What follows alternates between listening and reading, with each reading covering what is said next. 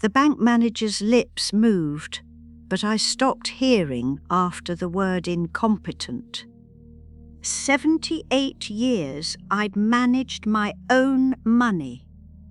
Balanced checkbooks before computers existed.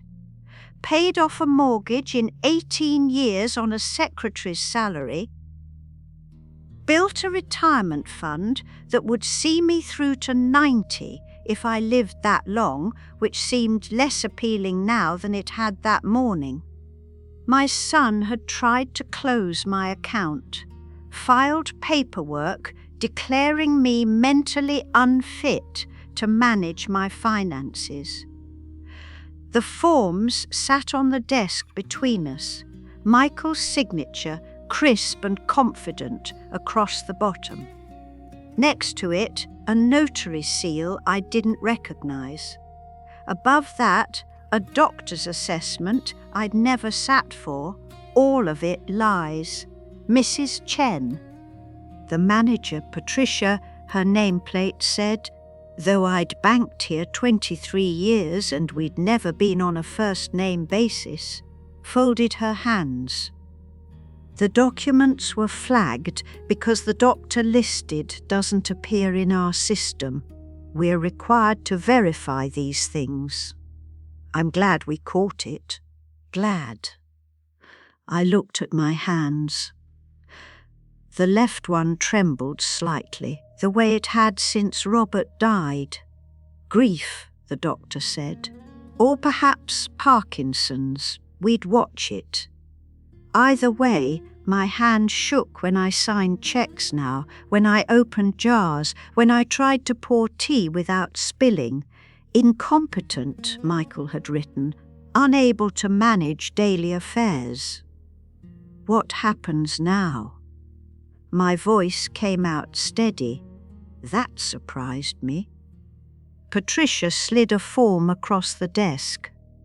You sign this. It permanently removes Michael Chen from all access to your accounts, past, present, future. He won't be able to make withdrawals, deposits, or inquiries. He won't be able to close anything. The fraud attempt will be noted in your file and reported to our central office. I picked up the pen.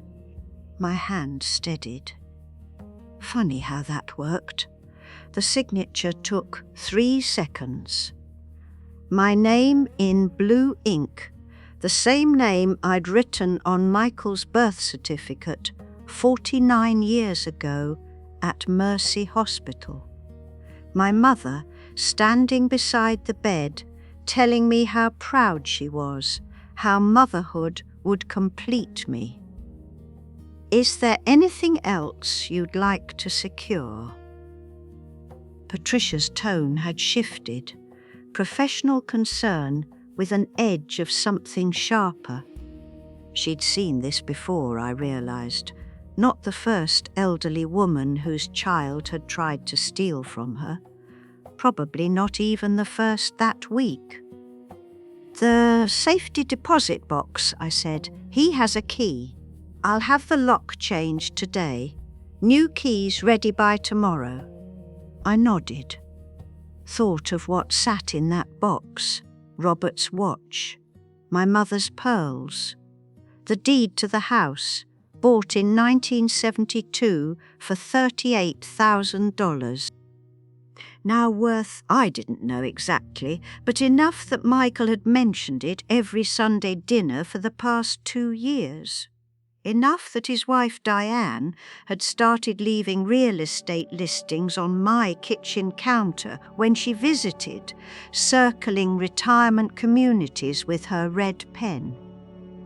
One more thing hums here. I surprised myself again. I want documentation. Everything that happened today, the forged papers, the timeline, all of it, in writing. Patricia's expression didn't change, but something in her eyes approved. I'll have a complete report ready in 48 hours. Would you like me to include the police non-emergency number? Some clients find it helpful to have a paper trail. Police. The word sat heavy in the room. This was my son, my only child. The boy I'd rocked through colic, driven to baseball practice, put through college with money I'd saved from every paycheck, every birthday, every Christmas when I'd told myself I didn't need anything. Really, I was fine. Yes, I said. Include the number. I drove home in silence. The radio stayed off. The silence had weight to it, texture.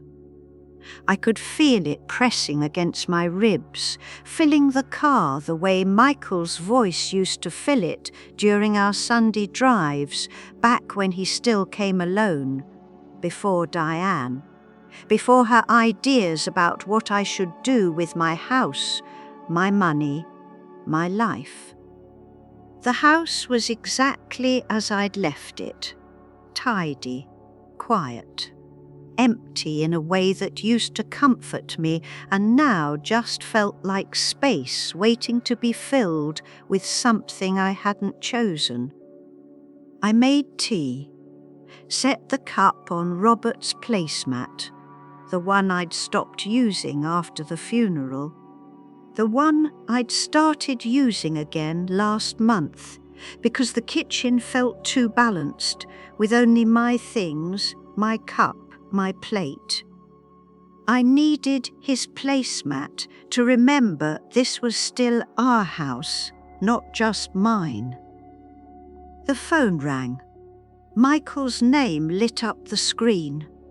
I looked at it, watched it ring once, twice, 3 times, watched it go to voicemail, watched the notification appear, one new message. Didn't listen to it. Instead, I walked to the desk in the corner of the living room, the one Robert built in 1985 from oak he'd cut himself, sanded for weeks in the garage until the surface felt like water under your fingers. I opened the bottom drawer, pulled out the folder I'd been keeping for 3 years, every check I'd written to Michael, every loan that was never repaid, every emergency that somehow always happened right before my Social Security deposit hit. I'd kept the records because Robert always said, keep records, you never know, and because some part of me had known even then. Even when I was writing the checks and telling myself this was what mothers did, that I would need proof someday. The total, written in my careful hand at the bottom of the last page, $127,400, not counting the car I'd co-signed for, not counting the down payment on their first house, the one Diane said they'd pay back and never did. Not counting the credit card I'd added him to in 2015 when he said it was just temporary, just until his business got going. $127,400. I made a copy. Took the original back to the safety of the drawer, put the copy in my purse. Tomorrow I'd call my lawyer. Tonight I'd sit with the weight of what I'd learned, what I'd done, what I'd have to do next. The tea went cold in Robert's cup.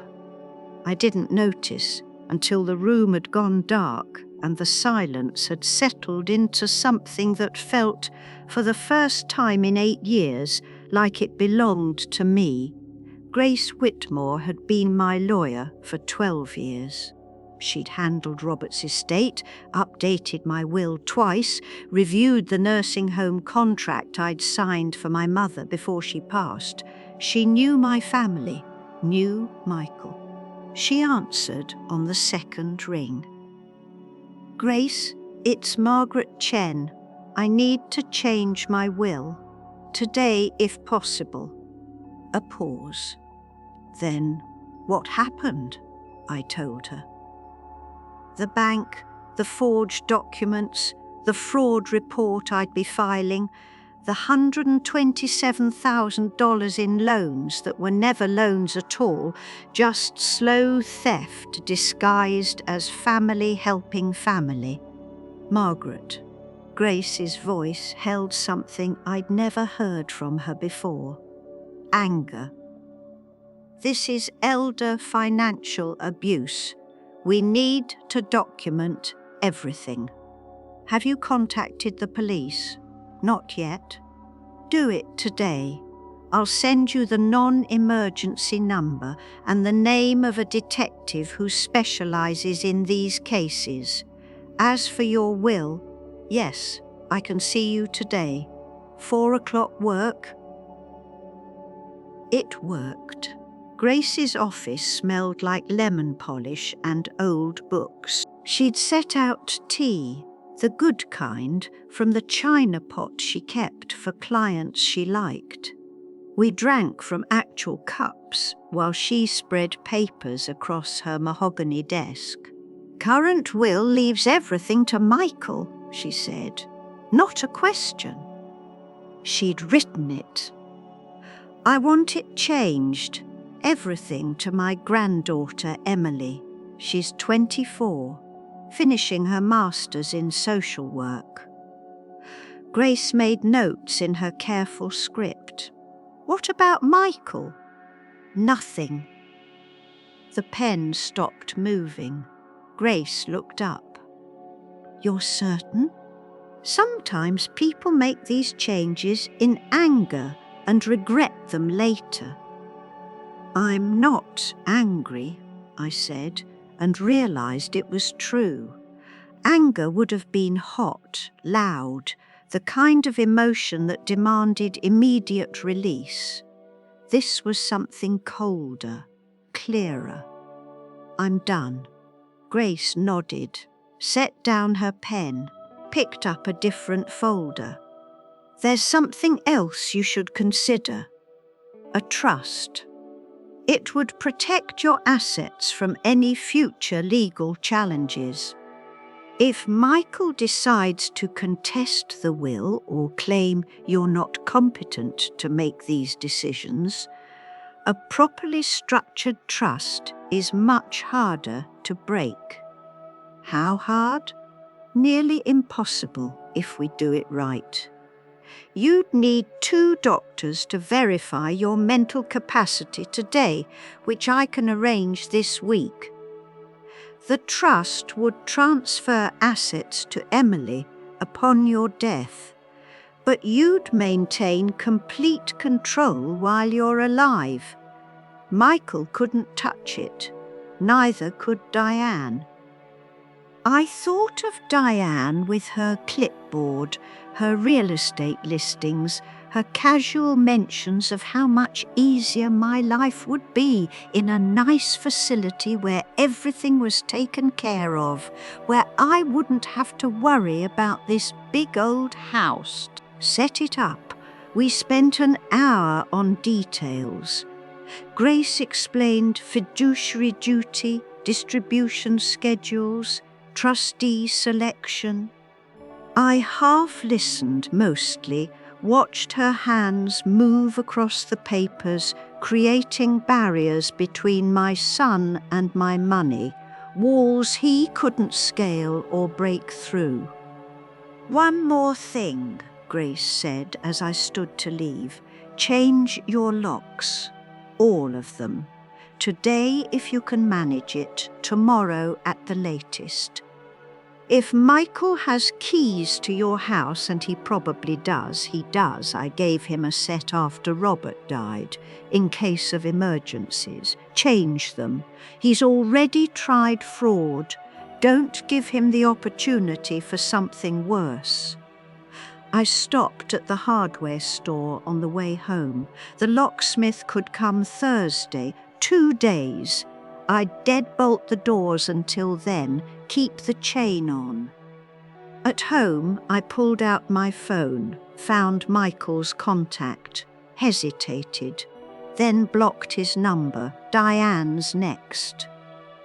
The silence that followed felt enormous, final, like closing a door I'd been holding open for 49 years. Wind pushing against it the whole time, my arms tired from the effort of keeping it from slamming shut. I called the police non-emergency line, explained the situation to a patient dispatcher who transferred me to Detective Williams, who asked questions in a tone that suggested he'd heard this story before, probably that morning. "We'll open a case file," he said. "The bank fraud is documented, that helps. Do you have copies of the forged documents?" "The bank is sending them." "Good. When they arrive, bring them to the station. We'll add them to the file. In the meantime, document everything. Save voicemails, emails, texts. If he shows up at your house, call 911. He's my son." "I know, Mrs. Chen. That's why you need to call." I hung up, sat in Robert's chair, looked at the phone in my hand, Michael's contact now showing blocked where his photo used to be. The voicemail notification was still there. One unheard message from this afternoon. I deleted it without listening.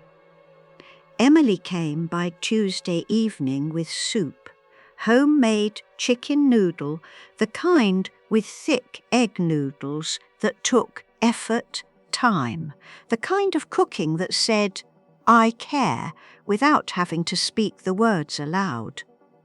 We ate at the kitchen table, the silence between us comfortable in a way it never was with Michael. Emily didn't fill quiet spaces with suggestions about what I should do with my life. She just sat, ate soup, sometimes smiled at me over her spoon. "Your mom called me," she said eventually. "Wants to know if I've talked to you." "Diane." "Of course. What did you tell her?" "That I had. That you seemed fine." Emily set down her spoon. "She's worried, Grandma.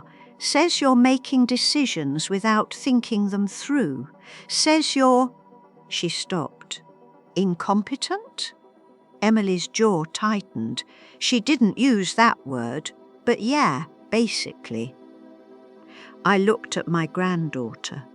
24 years old, sharp-eyed, with Robert's straight posture, and my mother's stubbornness, finishing her master's in social work because she wanted to help people, wanted to make things better, wanted to fix systems that broke the people who needed them most. She'd chosen that path herself. I'd never suggested it, never pushed, just paid for her undergraduate degree when Michael said he couldn't afford it. When Diane said Emily should take out loans like everyone else, "I'm changing my will," I told her. "Everything's going to you. There's also a trust. Grace Whitmore is setting it up. You'll be the beneficiary."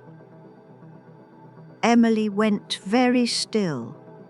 "Grandma, I don't want you to thank me. I don't want you to feel guilty. I want you to know that you've earned this, not by being perfect, not by pretending I don't exist unless you need something, just by being kind, by showing up, by making soup." Her eyes filled. She blinked the tears back. "Mum's going to lose it, probably. Dad too. Yes. They'll contest it. Say you're not thinking clearly. They'll fight this. I reached across the table, took her hand. Let them fight. Grace says the trust is nearly impossible to break.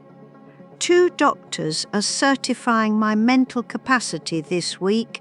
Everything will be documented, legal, unbreakable. Emily turned her hand over, squeezed mine. Her grip was strong, no tremor.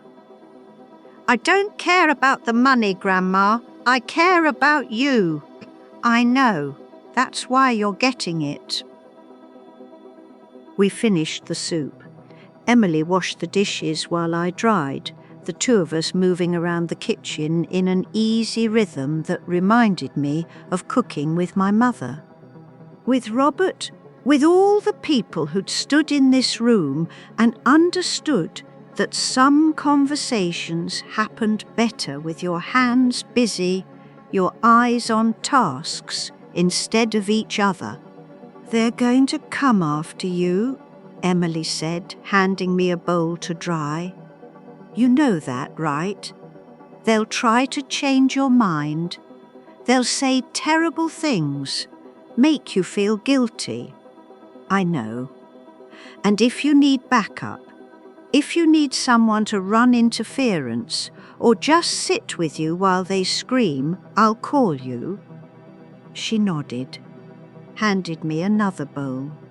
Grandma, can I ask you something? Of course. Why now? What made you finally?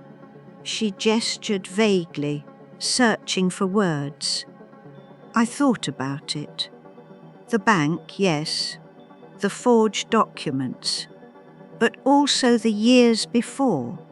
The Sunday dinners where I cooked for 2 hours and Michael complained the roast was dry. The holidays where I bought gifts for grandchildren I barely knew because Diane kept them busy, kept them distant. The calls that only came when they needed something. The slow disappearing of myself into function, ATM grandmother, emergency contact, problem solver. Never just Margaret. Never just person. I got tired, I said finally, tired of being invisible unless I was useful. Emily set down the dish she'd been holding, wrapped her arms around me. We stood like that in the kitchen, water dripping from the faucet, the house quiet around us, until the silence stopped feeling heavy and started feeling like space, room to breathe. After she left, I sat in Robert's chair again.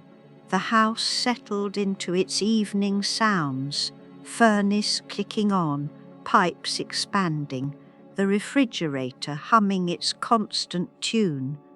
My phone stayed silent. No calls from Michael, no texts, nothing. The silence should have felt lonely. Instead, it felt like rest. The letter arrived Thursday, hand-delivered, tucked into the screen door where I'd find it when I went out for the mail. Michael's handwriting on the envelope. No return address, just my name, careful and controlled, the way he wrote when he wanted something to look official. Inside, 2 pages, typed. No greeting. I don't know what's happening to you, but this isn't like you. The bank called me about fraudulent documents, and I need you to understand how this looks. I was trying to help. You've seemed confused lately, forgetting appointments, repeating yourself. I thought getting your finances organized would reduce stress. I never meant to upset you. Diane and I have been talking. We think it might be time to consider some assistance. Not a nursing home. We know you'd hate that. But maybe someone to help with bills, medications, daily tasks. Someone to make sure you're safe. We love you. We want what's best for you.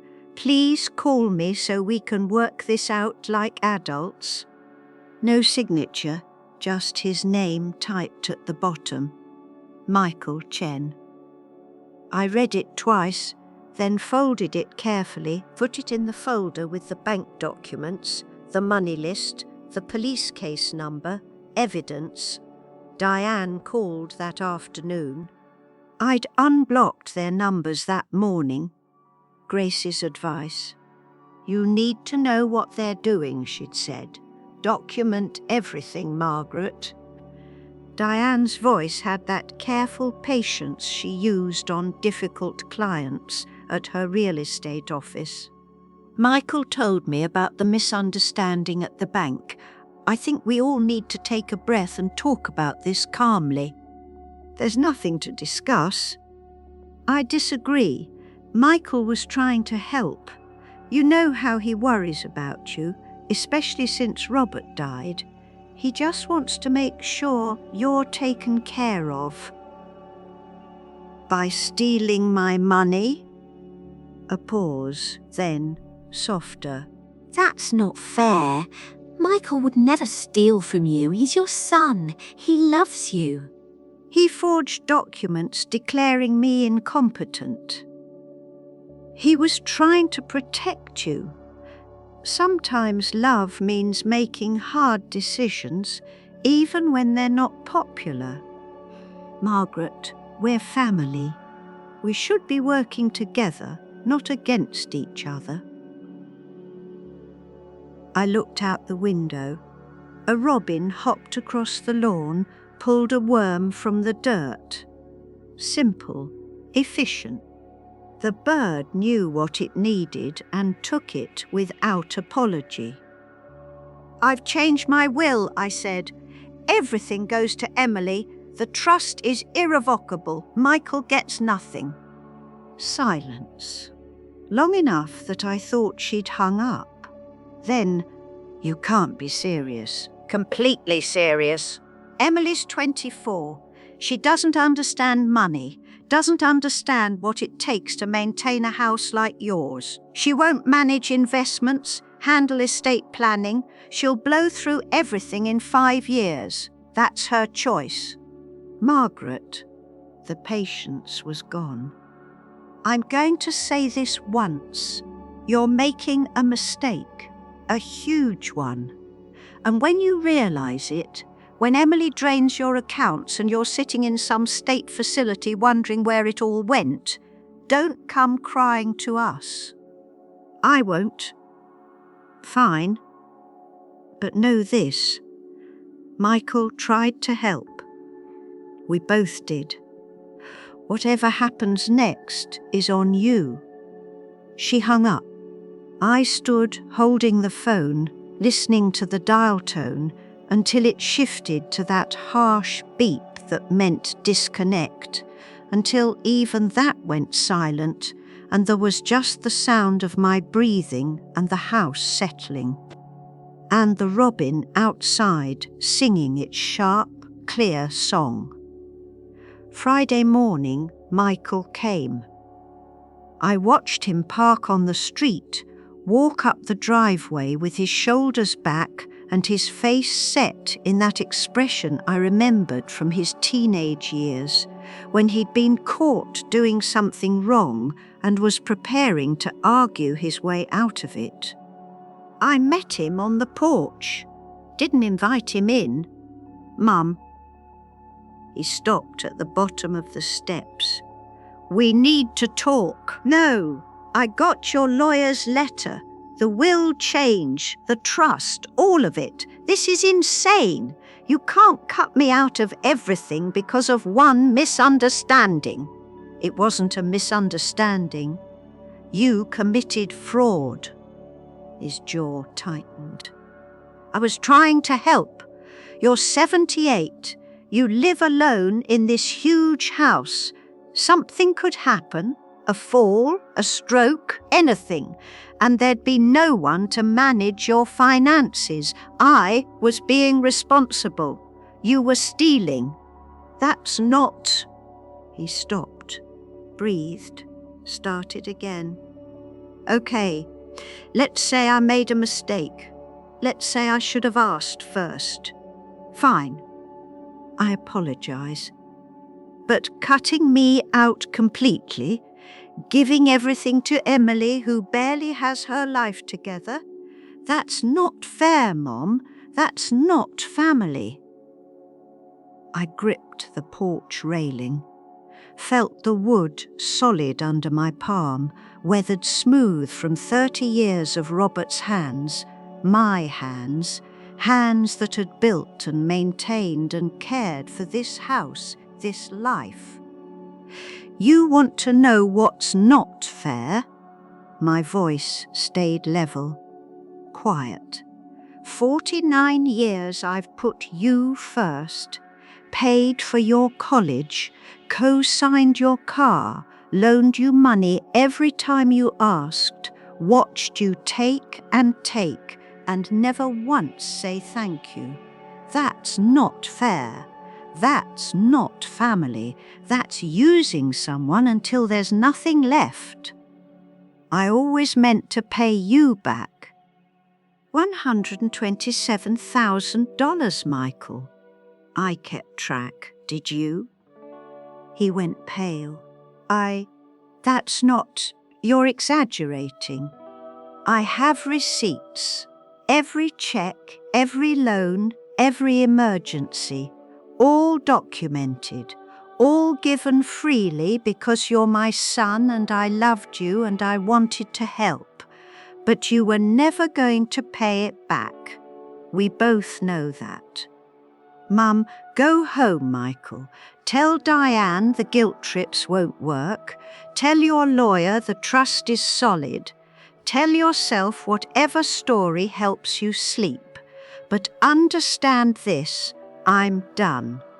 He stood there, mouth opening, closing.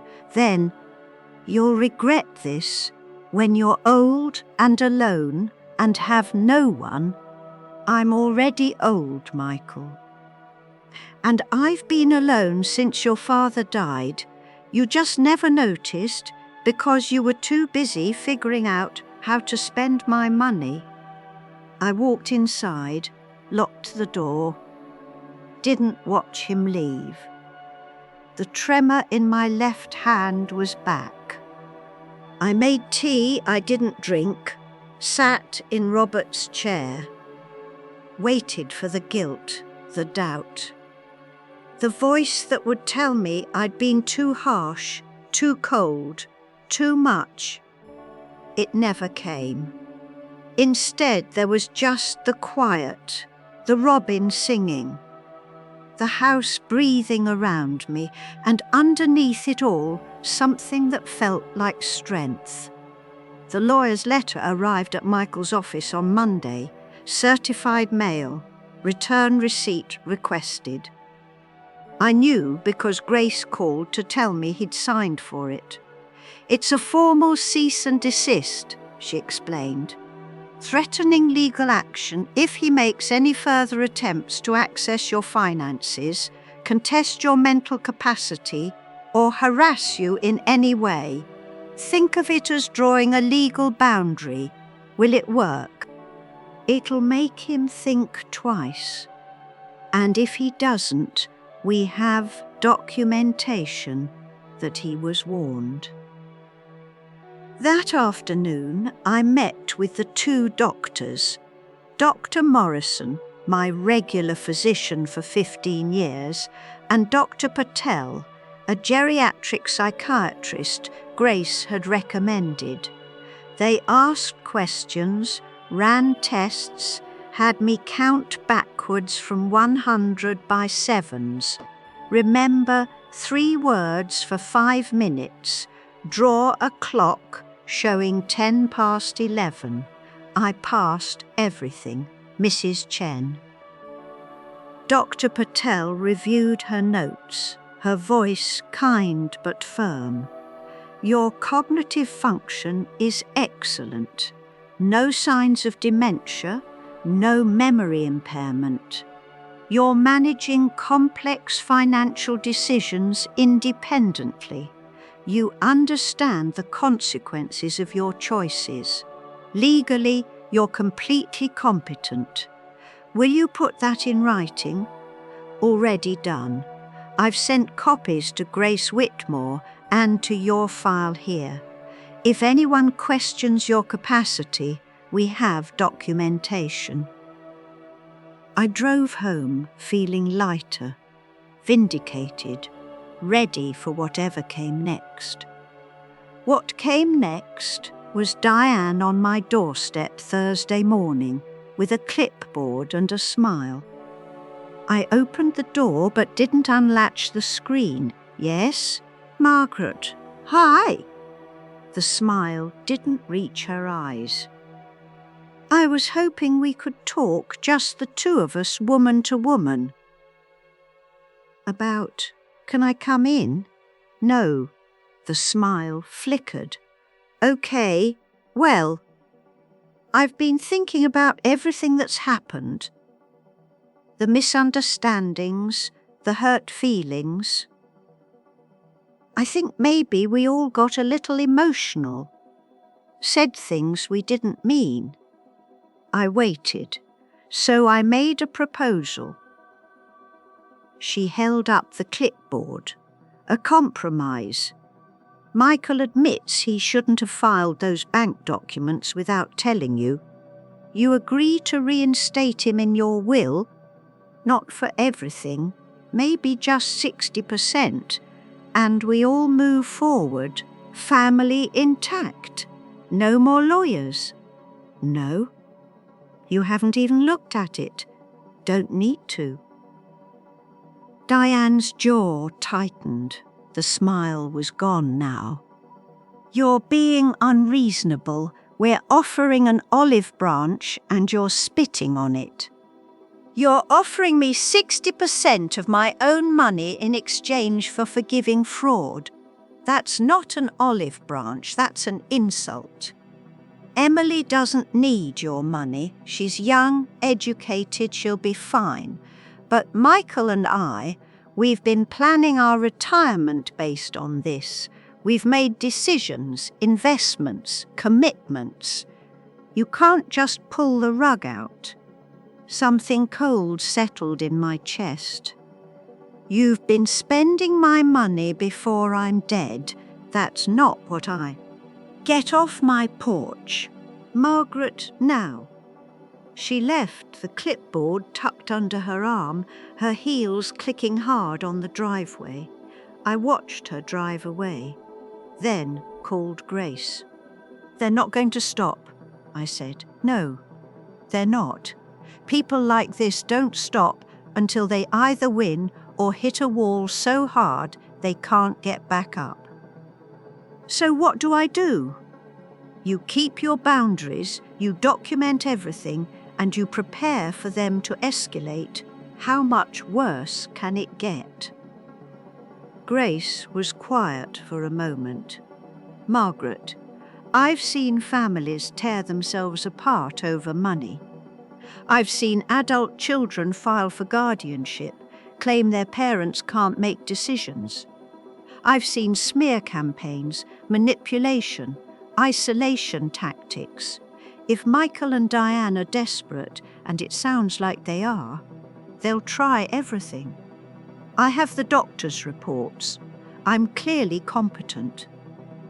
I know, but they might not care about reality. They might care about perception, about making you look unstable enough that a judge questions your capacity. It's rare, but it happens. I thought about Michael's letter. You've seemed confused lately, forgetting appointments, repeating yourself. The groundwork already being laid. What do I do? I asked again. You stay visible, stay social, keep your routine. If they try to paint you as isolated or declining, you need people who can testify otherwise. Friends, neighbours, your granddaughter. Anyone who sees you regularly and can vouch for your competence. After I hung up, I sat with that. Visible, social, routine. The opposite of how I'd been living since Robert died. Small, quiet, invisible except when needed. No more. I called the library, asked about their community room. The woman on the phone said it was available most evenings, free to reserve for local events. What kind of event? She asked. A reading, I said. I want to tell a story. Emily called Tuesday. Grandma, Mom's been calling people, telling them you're declining, that you're not yourself lately. Who? Anyone who'll listen. Your bridge group, the church ladies, Mrs. Patterson next door. She's saying you're confused, making irrational decisions. She's building a case. I'd expected this. Grace had warned me. But hearing it confirmed still felt like a fist to the sternum. What are they saying back? Most people are polite but non-committal. Mrs. Patterson told her to mind her own business. But Grandma, this is going to get uglier. I know. What do you need? Come to the library Friday night, 7 o'clock. What's Friday? I'm telling my story. The letter from Michael's lawyer arrived Wednesday. Thick envelope, expensive letterhead, language designed to intimidate. On behalf of our client, Michael Chen, we hereby notify you of our intent to file for emergency guardianship based on documented evidence of diminished capacity and vulnerability to undue influence. Recent erratic financial decisions, including the revocation of your son's power of attorney and dramatic changes to your estate plan, suggest cognitive impairment requiring immediate intervention. We strongly advise you to retain legal counsel. A hearing date will be set within 30 days. I read it 3 times, then called Grace. They're bluffing, she said immediately. They have no case. You have 2 doctors certifying your competence from last week. They'd need much stronger evidence to even get a hearing. But they can file. Anyone can file anything. Doesn't mean they'll win. Margaret, this is a pressure tactic. They're trying to scare you into backing down. It's working. I know, that's the point. But listen to me. You are not backing down. You are not incapacitated. You're a woman making informed decisions about her own money. That's not grounds for guardianship. That's grounds for them to shut up and accept reality. I laughed. Couldn't help it. Grace's bluntness was exactly what I needed. The library reading, I said. Friday night, will you come? Wouldn't miss it. I spent Thursday writing. Not the whole story, there wasn't time for that, and besides I didn't need to explain 49 years in one evening. I just needed to explain the truth. The bank fraud, the forged documents, the patterns of manipulation I'd allowed because I thought that's what mothers did. I wrote it in my own words, simple, direct, no dramatics, just facts, and the quiet realization that I'd spent decades making myself smaller to make my son's life easier. I wrote about the 127,000, about the calls that only came when he needed something, about Diane's clipboard and her 60% compromise, and the way they'd both started spending my money before I was dead. I wrote about Emily's soup, about choosing kindness over blood, about learning that family wasn't who you were born to, but who showed up when it mattered. At the bottom, I added one line Grace suggested. I am 78 years old. I am of sound mind. These decisions are mine. Friday evening, the library's community room held maybe 40 people.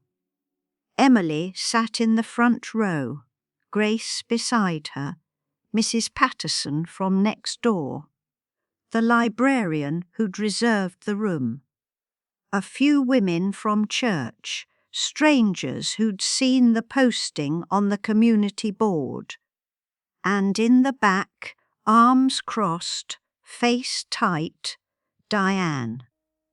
I saw her when I walked to the podium, met her eyes. She didn't look away.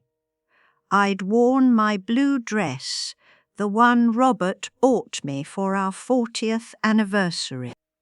The one I'd stopped wearing after he died, because it felt like trying to be someone I wasn't anymore.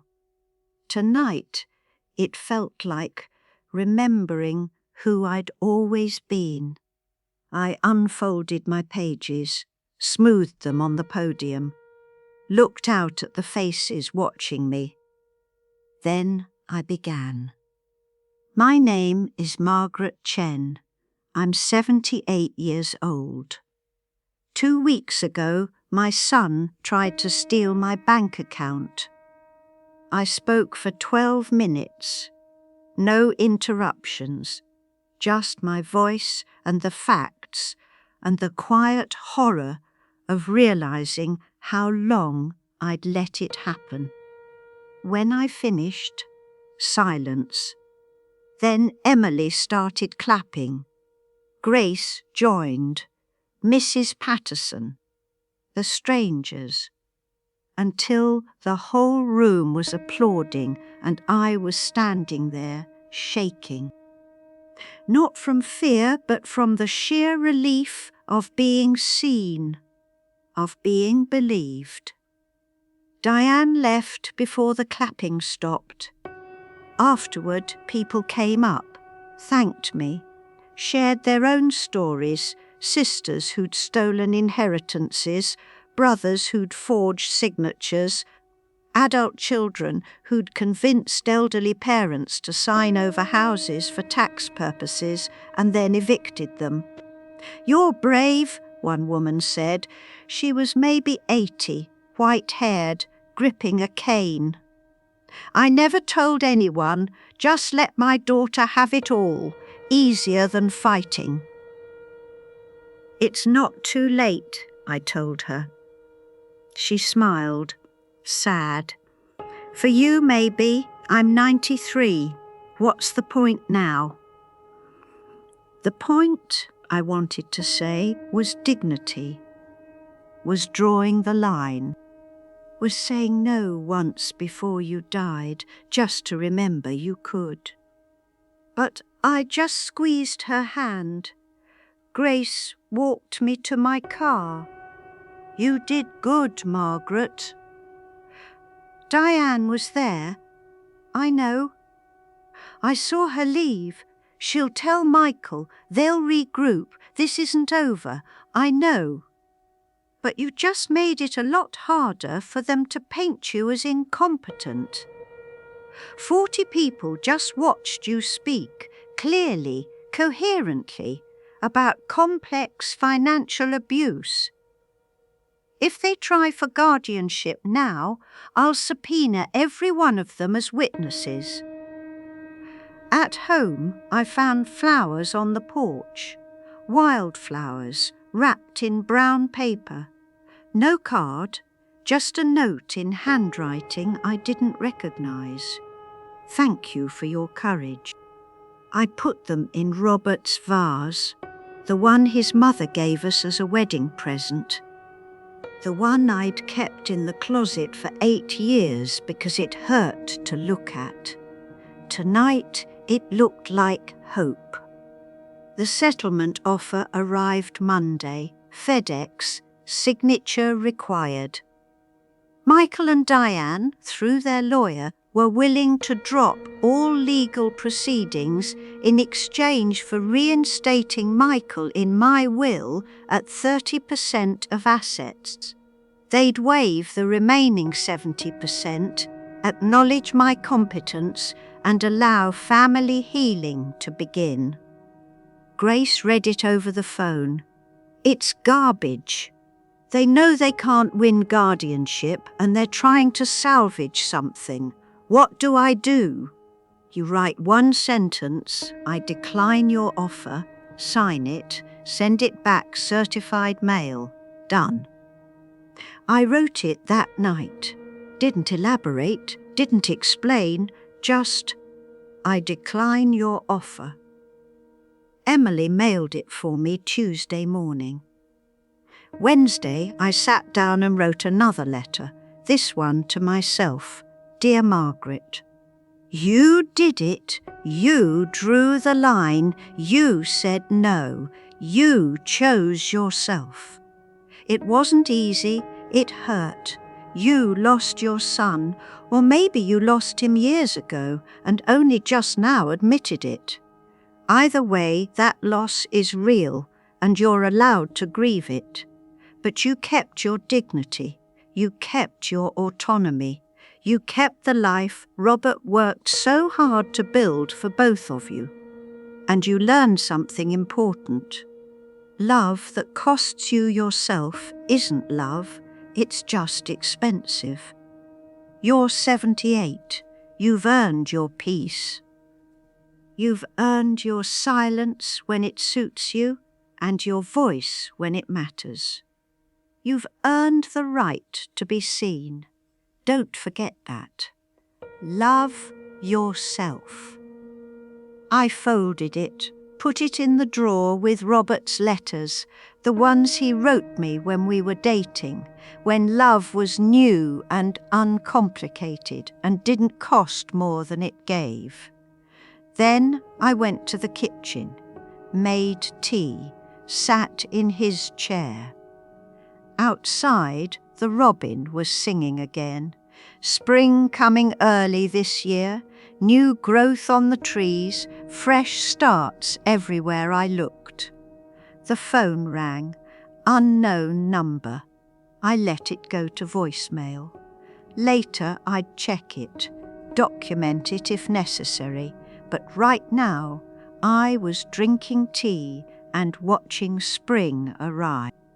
And feeling, for the first time in 8 years, like I was exactly where I needed to be.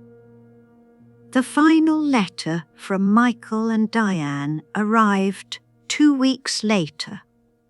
Not certified this time, just regular mail, a single page. You've made your choice.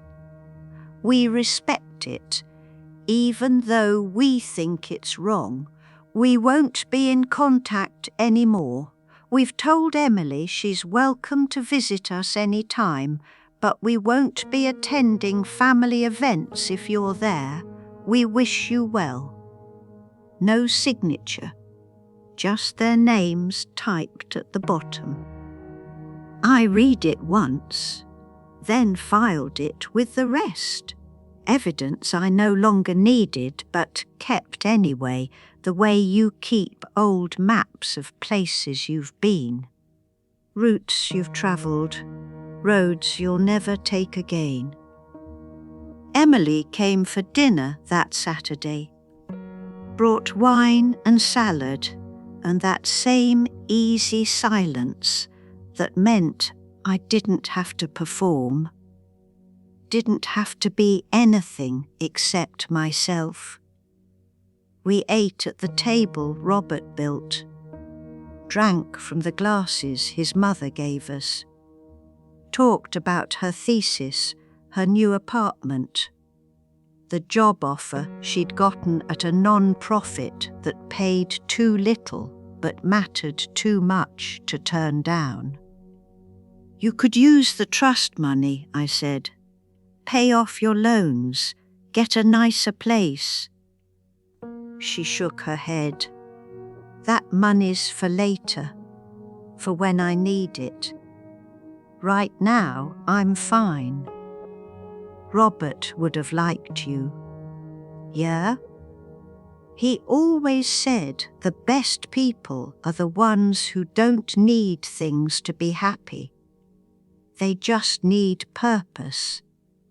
Emily smiled, raised her glass. To purpose, then. To purpose.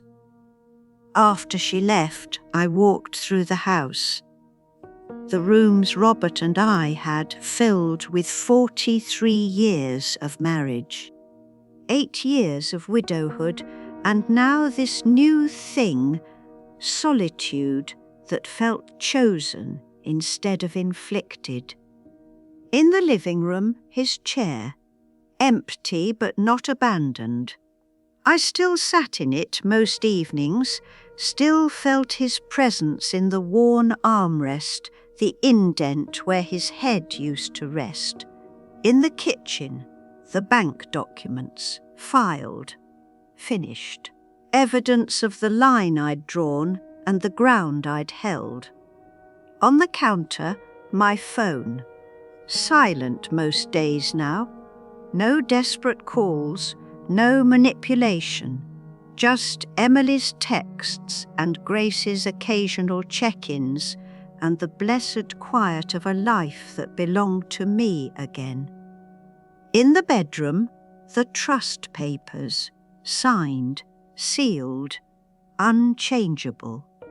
Emily's future secured not as an obligation, but as a gift freely given to someone who'd earned it by simply being kind. And on the dining table, fresh flowers. Not from anonymous supporters this time, but from my own garden, cut this morning, arranged in Robert's mother's vase, proof that things could grow after being cut down, that endings could become beginnings if you gave them enough light.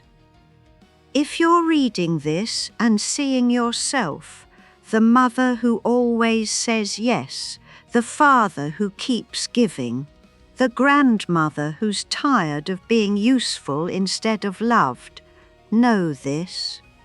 Your silence isn't kindness, it's abandoning yourself. Your boundaries aren't cruelty, they're dignity. Your no is a complete sentence that requires no explanation, no apology, no guilt. You are not a bank account. You are not a safety net. You are not a resource to be managed. You are a person, complicated, deserving, worthy of respect not because you give, but because you exist. It's never too late to remember that. Never too late to choose yourself. Never too late to say enough. I'm 78. I chose myself. The loss is real, my son, maybe forever. That grief sits alongside my peace, neither erasing the other. But I'm here.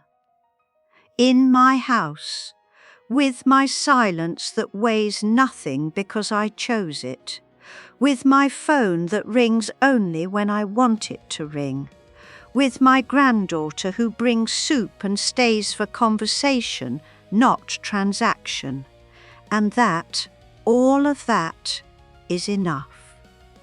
The morning light came through the kitchen window the way it always did, catching the dust motes, turning the air golden. I poured tea into Robert's cup, sat in his chair, looked out at the garden where spring was winning its yearly battle against winter. The robin was there again, still singing, still pulling worms, still doing what robins do, without asking permission or apologizing for taking up space. I raised my cup to the window, to the bird, to myself. "Good morning," I said to the empty room, and the silence answered back.